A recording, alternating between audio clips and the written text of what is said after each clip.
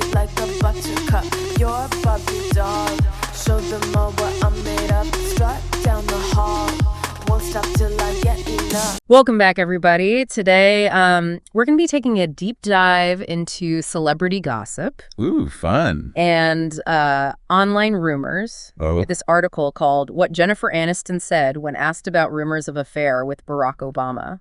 All right. And you know, the internet was buzzing recently when Michelle Obama wasn't with Barack at Jimmy Carter's funeral. Right. And it seemed like all this speculation about Aniston and Obama kind of got reignited. Yeah, it's amazing how fast like an absence can become like a whole conspiracy theory. Oh, yeah. Especially with like big figures like the Obamas. Yeah. It just shows how much power narratives have. Yeah. And like how we as humans just try to fill in the gaps. We do love a good story, right? Yeah, exactly. So this article about Jennifer Aniston's response to these rumors, it's actually based on like a much older interview she did on Jimmy Kimmel Live. Oh, interesting. So Yeah. it's not like a direct response to this recent stuff. Exactly. It's like old content that's come back up. Yeah, and I wonder if framing it this way, like tying it to something that's happening right now, Oh, yeah. makes people more likely to like click on it and read it.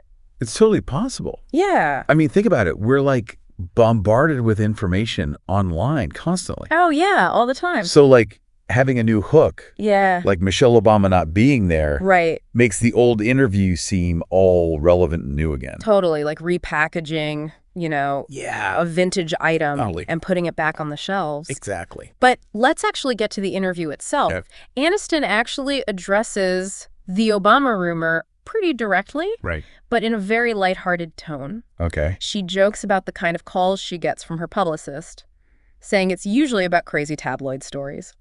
I love that she uses humor. Yeah. Such a good tactic. Yeah. It almost makes the rumor like not a big deal by not taking it seriously. Right? She's acknowledging it without like seriously denying it. Right. It's very clever. Yeah. It makes me think about how, like, I react to negative comments online sometimes. Sometimes a little humor can really, like, you know, bring down the temperature. Totally. Maybe we could all learn from that. Yeah, absolutely. When you don't engage with the same level of seriousness, you take back some of the control. You do. So Aniston is lighthearted at first, but she does clarify later. She says, I know Michelle Obama more than him. That's interesting. It's a subtle but powerful statement, don't you think? Definitely. Yeah. It shifts the focus away from the romance and toward her friendship with Michelle. Right. It's like subtly shutting down the rumors by like emphasizing her connection to the Obamas as like a family friend. Right, like they're all friends. Yeah, Not anything more than that. exactly. I love this interview. I mean, It's like a masterclass in like navigating celebrity rumors yeah. and like really controlling the narrative. Yes, and this is just the beginning. Yeah. There's so much more to unpack here about how she handles the other rumors and what techniques she uses to deflect and engage. Yeah, we have a lot more to get into. We do. This interview also touches on some other like outlandish rumors about Jennifer Aniston.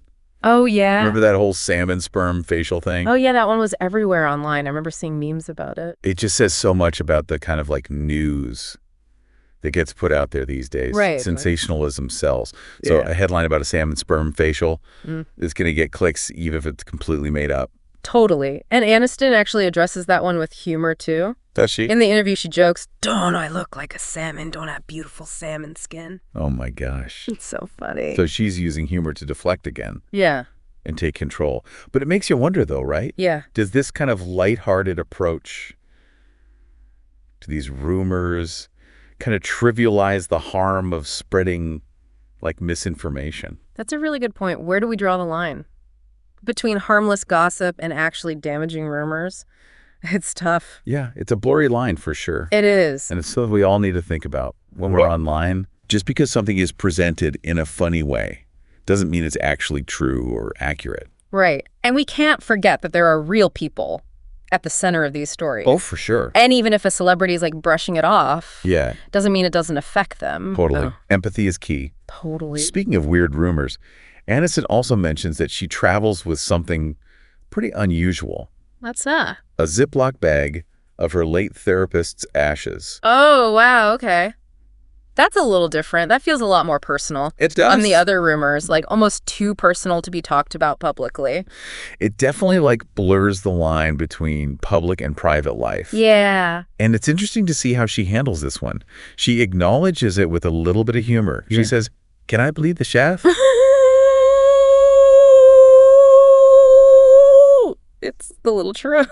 But she doesn't go into the emotional side of it. Right. It makes me think about how we can all be more sensitive to those boundaries. Yeah. Not everything in a celebrity's life is meant for public consumption. Exactly. It's a good reminder to remember that there are real people behind these headlines. Yeah. Okay, so looking at this interview as a whole, what stands out to you about how Aniston is dealing with these rumors? I think what strikes me most is like her composure and how she really controls the narrative. She's not letting these rumors define her. Right. Instead, she's using humor, deflection, carefully worded statements to steer the conversation where she wants it to go. She's good. She is. It's a great example of how to take back some power when you're being talked about. Yeah. Especially without your consent. Like it's happening to you and you don't really have a choice. It's almost like she's teaching a masterclass in PR, even if she doesn't mean to. I know. And there's a lesson there for all of us about how to use humor and redirection and carefully crafted responses to deal with negativity or attention we don't want online. Such a good point. It's not just about celebrities. Well, no, it's not. These skills can empower anybody, especially in this digital age. It goes back to that core idea of being a critical consumer of information. Yeah. Whether it's celebrity gossip or political news, we need to analyze the information and understand the motivations behind it. It's empowering to know that we have more control than we think. We don't have to just accept everything we read. We can question things and dig deeper and come to our own conclusions. You know, this whole deep dive into Jennifer Aniston and this interview that's come back up, it's got me thinking about how easy it is for information to get like twisted around online. Yeah, it's like the internet can take a story and blow it way out of proportion. We see it all the time with the news, politics, even just like personal stuff that gets shared. It's like this giant echo chamber where things just keep getting repeated and the original meaning gets lost. And it's easy to get sucked in. Like you see a headline, you're like, oh my gosh. Yeah. And then before you know it, you're sharing it with everyone. That's the thing about going viral. Yeah. It spreads so fast that it's hard to tell what's even true anymore. Right. And by the time someone comes out and says, actually, no, that's not what happened. Right. The damage is done. It's already out there. Yeah. It's crazy. It's made me realize how many times I've like read something and immediately thought, oh, I know what's going on here. Yeah. But then later I find out that there's way more to the story. It happens to all of us. Yeah. It's like we're wired to jump to conclusions. It's true. Especially when we're getting hit with so much information all the time. It's overwhelming. It is. But we have to try to be aware of it and like fight that urge. So how do we do that? How do we protect ourselves from getting misled online? I think it starts with being a little skeptical. Okay. Like, don't just believe everything you read. Look at where the information is coming from. And try to find other sources that say the same thing. Especially sources, you know, you can trust. Right. And if something sounds too crazy to be true, it probably is. It's like being a detective. You got to look for clues. You do. And figure out what really happened. And it's okay to say, I don't know. Or to change your mind when you learn something new. Yeah. Being open to learning is super important these days. It is. And sometimes I think we get so caught up in being right that we don't even want to consider other perspectives. Totally. It's not just about the information itself. It's about thinking about our own biases too. And being willing to challenge our own beliefs. This deep dive has really been eye-opening. It's made me think differently about how powerful information is online and how important it is to be careful about what we read and share. It all comes back to being a critical thinker. Right. And remembering that we have the power to choose what we believe. Well said. So next time you see something about Jennifer Aniston, or any other celebrity really, remember what we talked about today? Yeah. Take a second.